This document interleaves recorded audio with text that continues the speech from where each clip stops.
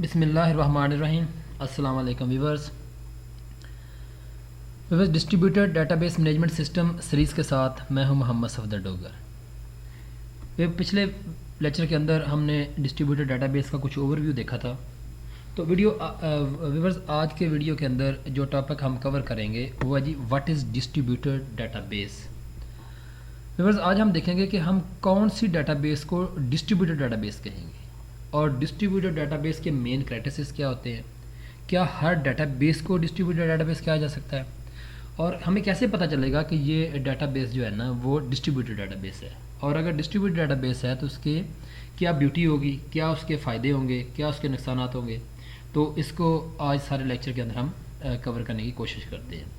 तो सबसे पहले तो हम देखेंगे व्हाट इज़ डिस्ट्रीब्यूटेड डेटाबेस, यानी कि उसकी डेफिनेशन देखेंगे, उसकी डेफिनेशन को फिर हम काउंटर करेंगे और वहीं से काफ़ी सारी चीज़ें आपको क्लियर हो जाएंगी। तो स्टार्ट करते हैं व्यूअर्स इसकी डेफिनेशन को। डिस्ट्रीब्यूटेड डेटाबेस की अगर डेफिनेशन की बात की जाए तो इसकी डेफिनेशन के जो समझने के पढ़े तो एक collection of logically related database that are spread physically across multiple location connected by a data communication link। Viewers हम कह सकते हैं एक कलेक्शन है डेटाबेस की जो लॉजिकली रिलेटेड है और वो सेपरेट यानी कि फैली हुई है फिजिकली और यानी कि लॉजिकली भी और फिजिकली भी अक्रॉस मल्टीपल लोकेशन के ऊपर connected by A data communication link, और वो एक दूसरे के साथ कनेक्टेड है मुख्तलिफ डाटा कम्युनिकेशन लिंक के साथ। तो अगर व्यूअर्स इसको आसान लफ्ज़ों में हम बात करें तो हमारे पास हम कह सकते हैं कि डिस्ट्रीब्यूटेड डेटाबेस एक कलेक्शन ऑफ लॉजिकली यानी कि एक कलेक्शन है डाटे की जो लॉजिकली रिलेटेड है और वो फिज़िकली और लॉजिकली स्प्रेड है मुख्तलिफ लोकेशन के ऊपर, और वो मुख्तलिफ लोकेशन से एक दूसरे के साथ जो कनेक्टेड है ना वो किसी डाटा कम्युनिकेशन लिंक या कम्युनिकेशन मीडिया के थ्रू एक दूसरे के साथ वो कनेक्टेड है। अब व्यूअर्स जैसे इस डेफिनेशन को से आपके काफ़ी सारे प्रॉब्लम जो है ना वो सॉल्व हो सकते हैं, बट इस डेफिनेशन के अंदर जो दो मेन चीज़ें हैं जो ना जिनकी तरफ इशारा किया गया है वो हमारे पास है। The two important term in this definitions are, वो है जी लॉजिकली इंटररिलेटेड डेटाबेस। एक कुछ डेटाबेसेस हैं जो लॉजिकली इंटररिलेटेड है एक दूसरे के साथ, और जो दूसरा पॉइंट ये है distributed over a computer networks, और उनको डिस्ट्रीब्यूट कर दिया गया है किसी कंप्यूटर नेटवर्क के ऊपर, उनको डिस्ट्रीब्यूट कर दिया गया। ये दो पॉइंट जो है ना आपकी डिस्ट्रीब्यूटेड डेटाबेस को कवर कर रहे हैं। यानी कि कुछ डेटाबेसेस हैं वो मुख्तलिफ साइट पे पड़ी हुई हैं, वो एक मुल्क के ऊपर हो सकती हैं, एक सिटी के अंदर हो सकती हैं, वो एक कंप्यूटर के अंदर भी यानी कि आप रख सकते हैं, एक समझ लें कि लैब के ऊपर आप मुख्तलिफ सिस्टम के ऊपर जो है ना वो डेटाबेसेस बना के उनको लॉजिकली एक दूसरे के साथ रिलेट कर सकते हैं, और इसी तरह आप उनको मुख्तलिफ कंट्रीज़ के अंदर जो है ना वो लॉजिकली डेटाबेस बना के उनको एक दूसरे के साथ इंटरलेट कर सकते हो। बट उनको आप जब लॉजिकली इंटरलेट तो कर देंगे, बट उनको जब आप डिस्ट्रीब्यूट करेंगे तो उसके लिए आपको कोई ना कोई कंप्यूटर नेटवर्क का सहारा लेना पड़ेगा। जैसे मैंने पिछले वीडियो के अंदर कहा था कि आपको डिस्ट्रीब्यूटेड डेटाबेस से पहले आपको कुछ बेसिक्स नेटवर्क के कंसेप्ट का पता होना चाहिए और introduction to computer database management system का भी पता होना चाहिए। तो यही दो बातें हमारे पास हैं कि एक तो हमारी डेटाबेस लॉजिकली कैसे एक दूसरे से कनेक्टेड होंगी या रिलेट होंगी,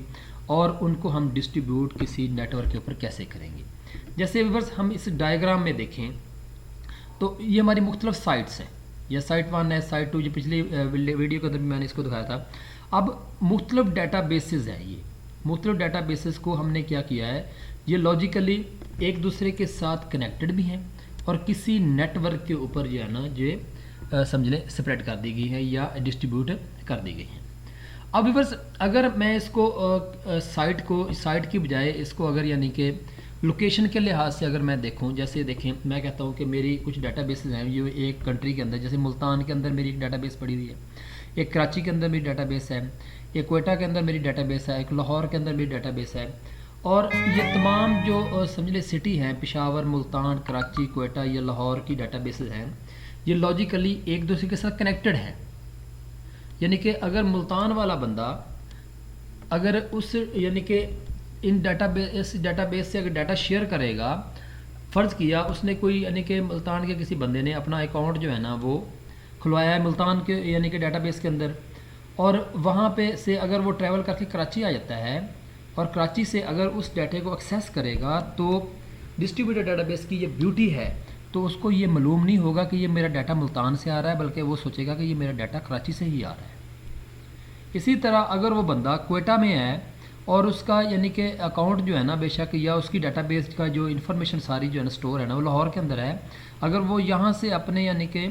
डाटा को एक्सेस करने की कोशिश करेगा, तो उसको ऐसे लगेगा जैसे वो तमाम डाटा जो है ना मेरा क्वेटा वाली डाटाबेस से आ रहा है, क्योंकि ये डाटाबेस की यानी कि ये डाटाबेस जो है ना लॉजिकली एक दूसरे के साथ इंटरकनेक्टेड होती हैं। इसी तरह अगर व्यूअर्स इसको इंटरनेशनली बात की जाए, जैसे हम कहते हैं कुछ डाटाबेस हमारी मल्टीनेशनल कंपनी है, जैसे फेसबुक है, यूट्यूब है, या और भी काफ़ी सारी हमारी मल्टीनेशनल यानी कि वेबसाइट्स या आपकी समझ लें कि कंपनीज होती हैं जिनके मुख्तलिफ़ कंट्रीज़ के अंदर उनकी डाटाबेस जो है ना वो काम कर रही होती हैं। तो लेकिन वो तमाम डाटाबेसेस एक दूसरे के साथ कनेक्टेड होती हैं। जैसे एक यूज़र जो है ना वो लंदन के अंदर बैठा हुआ है, उसका तमाम डाटा जो है ना वो लंदन के अंदर इसी डाटाबेस के अंदर स्टोर है। अब वो बंदा ट्रैवल करके अगर दुबई आ जाता है और दुबई से उस डाटाबेस को जब एक्सेस करेगा, तो उसको ऐसे लगेगा कि जैसे उसका डाटा इसी डाटाबेस से आ रहा है, क्योंकि ये तमाम डाटाबेसेस लॉजिकली एक दूसरे के साथ कनेक्टेड हैं और ये एक कम्युनिकेशन नेटवर्क के ऊपर इनको स्प्रेड कर दिया गया। अब हमारे पास ये देखें व्यूअर्स, एक हमारे पास कम्युनिकेशन नेटवर्क्स है, और ये नेटवर्क जो है ना काबुल में, लंदन, कराची, दुबई और जो लाहौर के मुख्तलिफ़ कंट्रीज़ के मुख्तलिफ़ सिटी के अंदर जो है ना वो काम कर रहा है, और हर सिटी की डाटाबेस को उस यानी कि कम्युनिकेशन नेटवर्क के साथ हमने क्या कर दिया, उसको कनेक्टेड कर दिया। अब बस इसके यानी कि नुकसान और फ़ायदे तो हम बाद में पढ़ेंगे। अब अगर इसी को यानी कि हम सेंट्रलाइज डाटाबेस की डायग्राम में अगर देखें, तो ये देखिए हमारे पास सेंट्रलाइज में क्या होता है कि आपकी डाटाबेस एक ही साइट के ऊपर पड़ी हुई है, और उस डाटाबेस को तमाम डाटाबेसेस यानी कि साइट के साथ क्या कर दिया गया, कनेक्ट कर दिया गया। अब अगर साइट 4 ने डाटा एक्सेस करना है, तो उसको पहले यानी कि साइट 4 से अगर कनेक्ट है, उसको यानी कि यहाँ से साइट 2 को टच करके उसको यानी कि इस डाटाबेस तक जाना पड़ेगा, यानी कि उसके जो कम्युनिकेशन के चार्जेस हैं ना वो थोड़े से बढ़ जाएंगे। इसकी बजाय अगर उसकी डाटाबेस डिस्ट्रीब्यूटेड डाटाबेस यानी कि से काम कर रही है, तो जो यानी कि बंदा अगर उसका रिकॉर्ड तमाम काबुल की यानी कि साइट के ऊपर है, उसने रजिस्टर अपने आप को करवाया हुआ है, तो उसका रिकॉर्ड यहाँ से इंसर्ट तो होगा, लेकिन ये रिकॉर्ड जो है ना उसके करीबी तरीन जो डाटाबेस होगी उसके अंदर जो है ना वो क्या हो जाएगा, स्टोर हो जाएगा। और डिस्ट्रीब्यूटेड डाटाबेस की ब्यूटी यही होगी कि जब भी वो किसी जगह से उस डाटे को एक्सेस करने की कोशिश करेगा, तो उसको डाटा जो है ना वो उसी तरह डाटा उसको मिल जाएगा जैसे वो समझेगा कि ये डाटा मुझे मेरे शहर से ही उसको मिल रहा है। तो व्यूअर्स इसके बाद हमारे होते हैं इसके मेन क्राइटेरिस्टिक्स। डिस्ट्रीब्यूटेड डाटाबेस के मेन क्राइटेरिस्टिक्स क्या हैं कि डाटा एट मल्टीपल साइट, आपका डाटा जो है ना वो मल्टीपल साइट के ऊपर पड़ा होना चाहिए। और उसके बाद है data management at each site independently, जो आपका डाटा मैनेजमेंट हुई है वो हर साइट के ऊपर इंडिपेंडेंटली काम कर रहा हो। ये नहीं है कि डाटाबेस जो है ना किसी दूसरी डाटाबेस के ऊपर मोहताज हो, नहीं, डाटाबेस जो है ना हर डाटा मैनेजमेंट अपना इंडिपेंडेंटली जो वो काम कर रही हो। लोकल रिक्वायरमेंट यानी कि हर यूज़र की जो लोकल रिक्वायरमेंट है उसको यानी कि वो फुलफ़िल हो रही हो,